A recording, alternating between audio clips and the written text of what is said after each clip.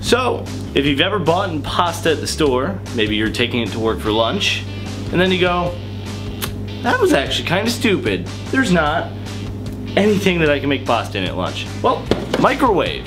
Let's try it out. So you're just supposed to put water in it like you would anything else. Fill it up a few inches above what the pasta sits.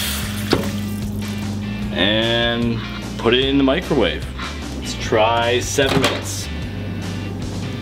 It says to put this under it, and seeing as the microwave looks a little dirty, let's do that.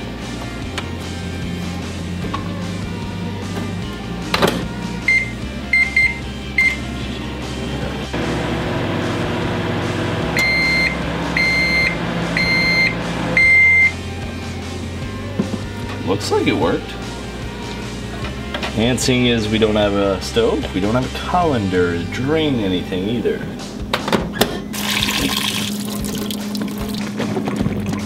Go ahead.